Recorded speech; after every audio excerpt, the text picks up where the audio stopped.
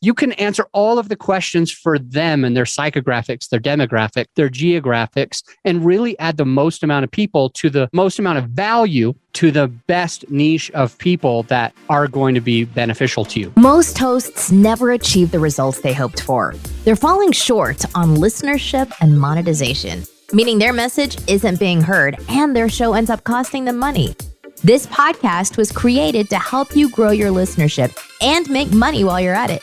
Get ready to take notes. Here's your host, Adam Adams. Hey, what's up, podcaster? It's your host, Adam A. Adams. So today's a solo episode, so I'm pouring into you, and I'm going to try to help you with your business and with your podcast. And today we're really talking about is 3 main precursors that you absolutely have to have if you don't want to fall short with your podcast.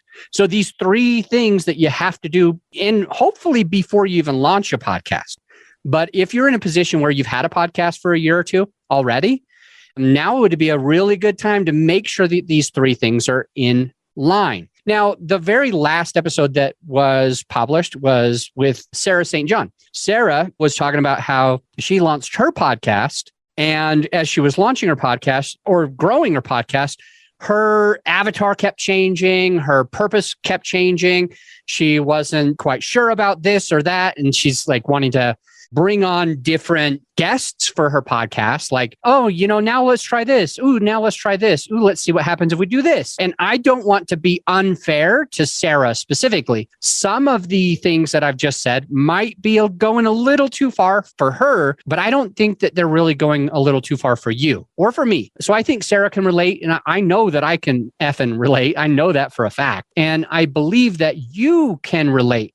Because it comes to this thing where we're going ready, fire, aim versus ready, aim, fire. Most people are going ready, fire, aim, and they're told like done is better than perfect. It's like, oh, you could just have a shitty podcast. It doesn't have to be that good and you'll be fine. You can change it later. This is the value that other people are dropping. And this is the value that I think, for example, Sarah on the last episode basically needed. This is the value that she would have needed. Other people were probably telling her done is better than perfect. Other people were probably telling her ready, fire, aim, take action, take massive action. And so her thought was, I'm just going to have a podcast. Like, I'm not going to think intentionally. Remember this word, intentional. Maybe Sarah was saying, and maybe you have once said, I'm not going to think intentionally. I'm just going to get it out there and I'm just going to start. I'm just going to do it. Just do it. Just start. Don't overthink it. Ready, fire, aim instead of ready, aim, fire. And done is better than perfect. Don't believe that shit. Seriously. All right, so let's jump in.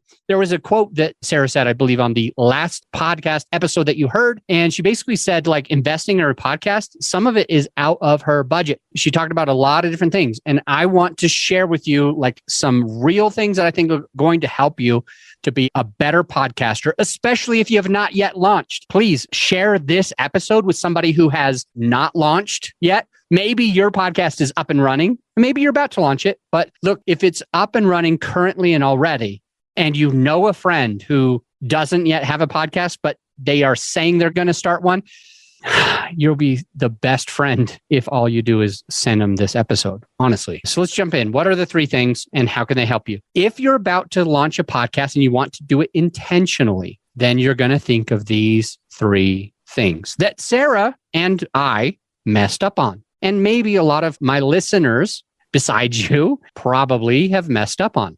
What are they? And what are they in order? And how can they help your podcast? Let me start by saying what they are. Number 1, you've got to understand what is your purpose of the podcast. This is the big why. What's the why? What is your reason to have a show? Number 2, who is your avatar? Who's your perfect client, your perfect listener? Why do they listen? Who is that person? Deeply. I think psychographics, demographics, geographics, and also what I'm about to share with you. Number 3, what is your niche? What's your unique difference? How are you different to serve that avatar than anyone else who serves that avatar? So let me say them again. You got to figure out your purpose. You got to figure out your avatar, and you got to figure out your niche, your purpose, your avatar, and your niche. These 3 things are critically important. And I'm going to go into all 3 of them to give you some detail that I think many podcasters don't understand.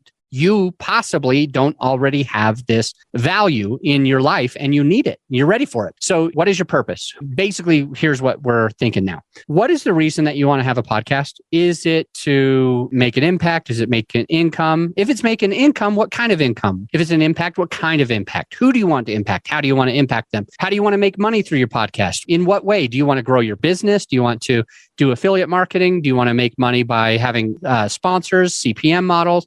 Figure out, why are you even doing this? In some cases, clients have come to me and they've said, I don't even know why I'm doing this. Just everybody tells me I should. They have no direction. They have no belief system in it.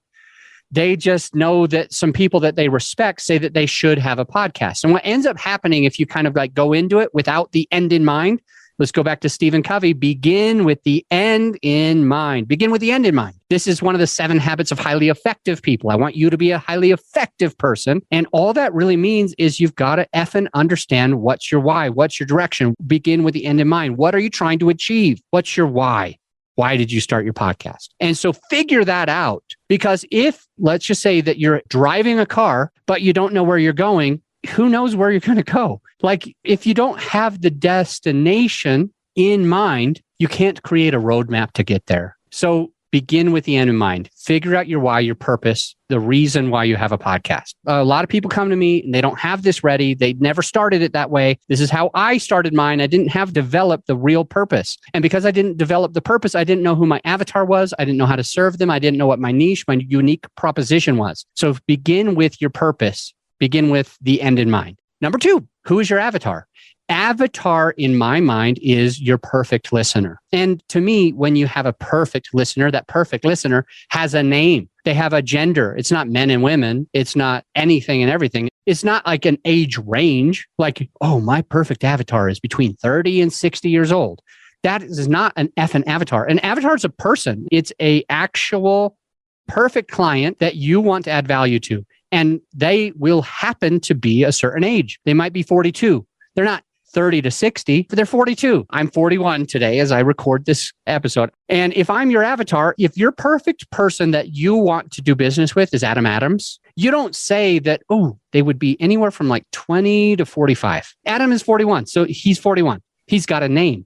He's white. Don't be afraid. Don't think that you're being like racist or something. You're not a bad person just because your avatar is a certain thing. Our old avatar, my previous avatar, when I was raising a lot of capital, he was a male Indian engineer from New Jersey who had invested in 4 deals and had enough money to continue to investing in real estate deals. I'm not discriminating against Black, white, Asian, or anything in between. I'm not discriminating. That's not the point of what your avatar is. Siva, that's his name, my old avatar. Siva has 3 kids. I don't discriminate if somebody has 4 kids or 2 kids. That's not the point. He's a bridge engineer, okay? Bridge engineer. It's not like I wouldn't work with somebody who's a doctor or an attorney or a teacher or any other job, an entrepreneur, a podcaster, or whatever. At the time, we worked with many different people. It's just that Siva was my avatar. All you're doing is labeling a person, a human that you know, not a wide range of people, just somebody.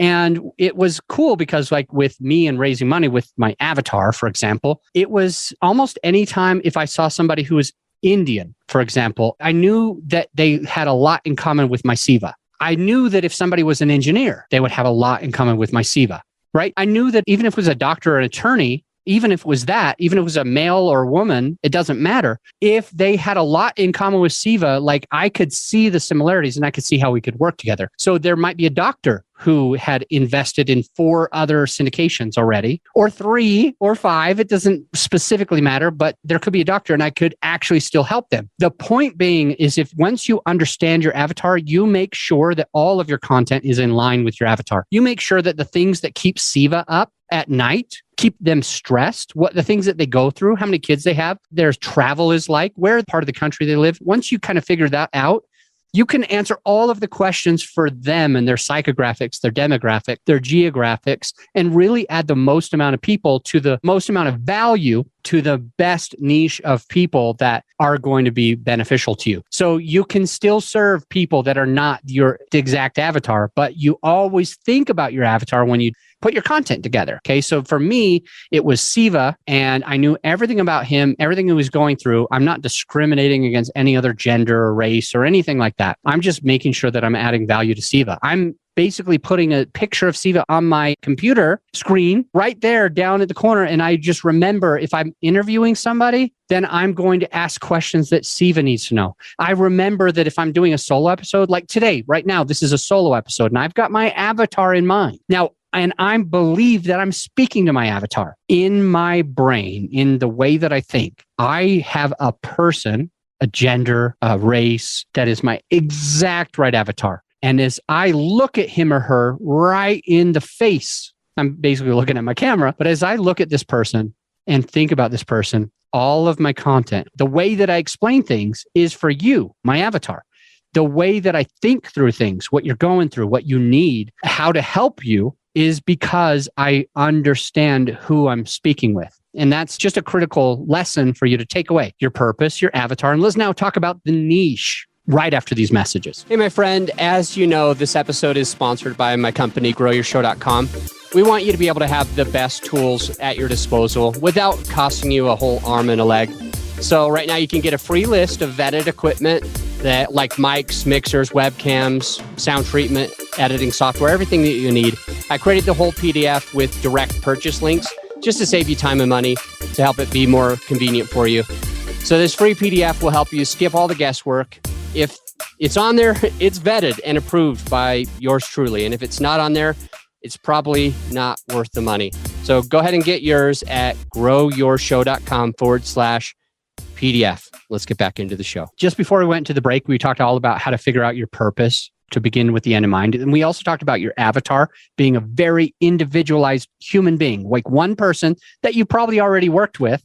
And you're like, oh, if I could just work with people like that, that would be perfect. And then you start adding the most amount of value to those people. Now we're going to talk about your niche, or what is your unique proposition. The niche or niche would be, how do you serve this avatar? That's the big question. You're like, all right, if Siva is my avatar, if Adam is my avatar, if Sarah, if Emily, if Carla, if Amanda is my perfect client that I've ever worked with, and I just love working with Amanda's. I just love working with Sarah. Everybody could be Amanda. Let's say she's 23 years old. She just launched a podcast. Let's say it's Sarah. She's 41 years old and she has 2 kids. She's a single mom and she is launching her podcast about XYZ. Well, just imagine her or him and put her picture on your computer screen and or on your backdrop so you can always be thinking and adding value to them. As you do this, you think to yourself, what am I doing that's different from anyone else that could serve Sarah? What am I doing different from anyone else that could help Siva? What am I doing a little bit differently? Like, how do I help Adam Adams like better than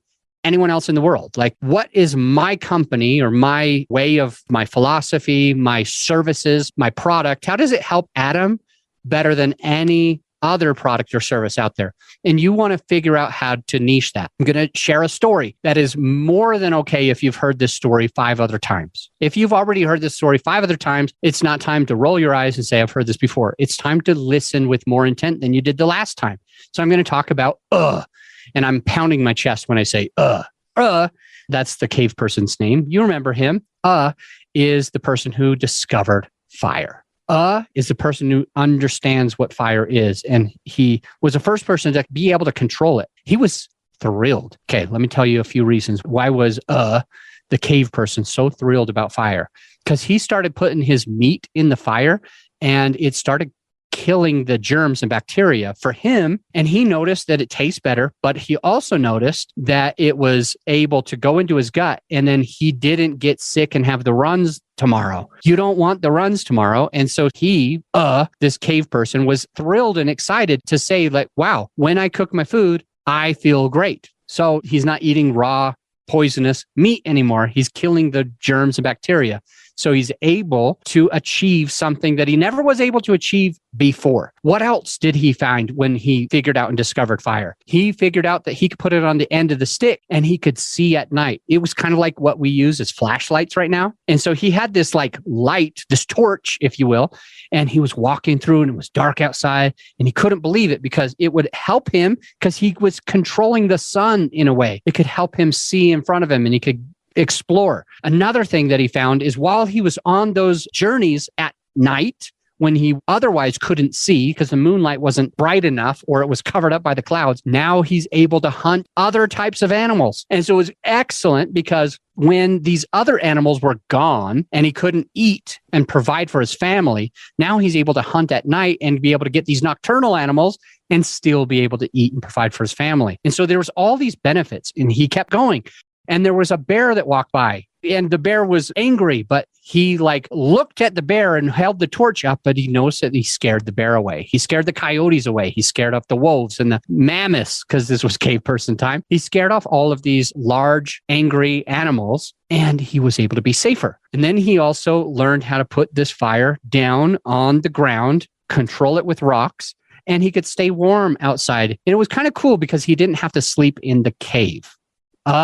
Didn't have to sleep in the cave just to stay warm when it was cool outside. He was able to now be outside underneath the stars. And it was just a beautiful experience. So he's going through all this spirituality, all these physical things that help him because he's not having the runs anymore. He's scaring away animals. So now his kids are safer.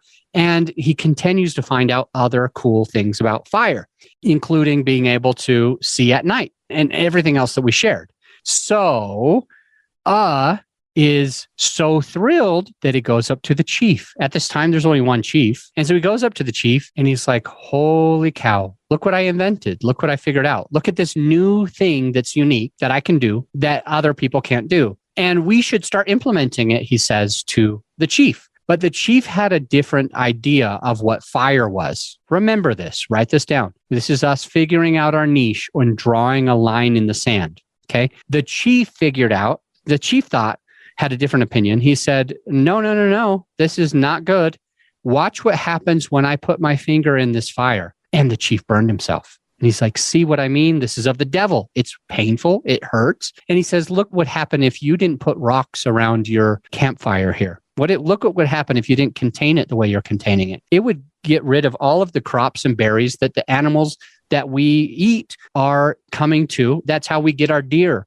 We get our deer because they come and eat the wild raspberries. And if you start this fire and it gets out of control, it'll take out all the wild raspberries. And not only will we not be able to eat raspberries, but we also can't eat deer, venison. So the chief is saying, hell no, we're not doing this. This is of the devil. This is bad for us. It will hurt us. And it could ultimately take out all of our crops. And just had a different opinion. Write that down.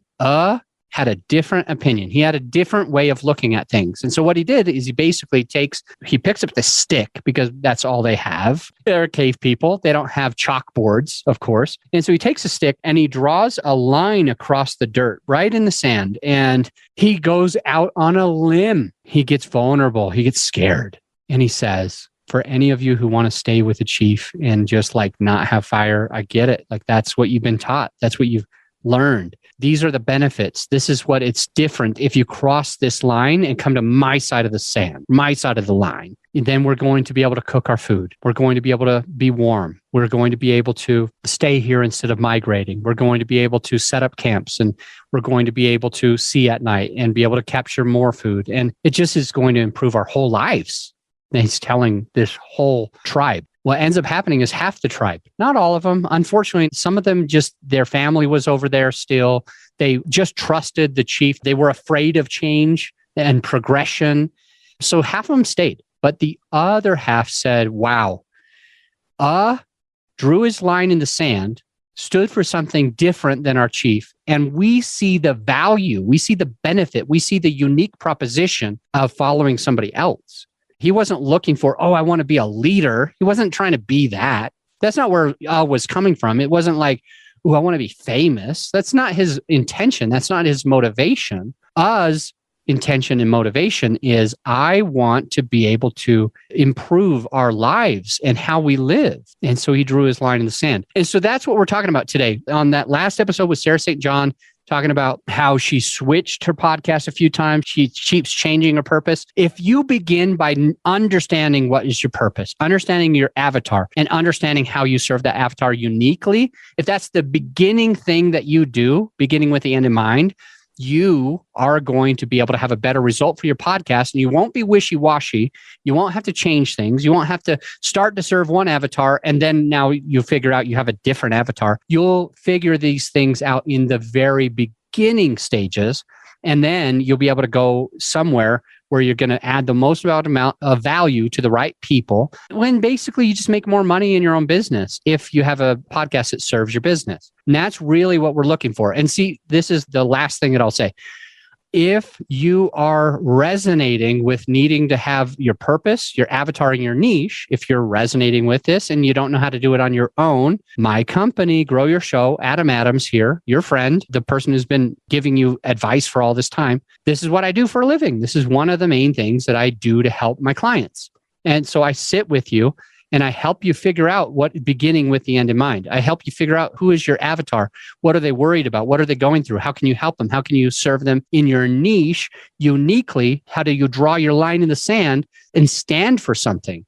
Instead of just, the cave person, he would have had no value. If he just said, I believe everything that other guy already said, and so you could follow me and we could do the same thing that they're doing. There's no reason for anybody to change if there's not anything behind that, if there's not something different or unique. So don't be afraid to share that. And if you need help figuring out these three things, go to growyourshow.com, click on the discovery call button. It is a free way for you and I to see if we should work together. You'll interview me and I'll interview you. And if at the end of the call, we want to work together and serve your podcast and be able to grow your influence, then we can.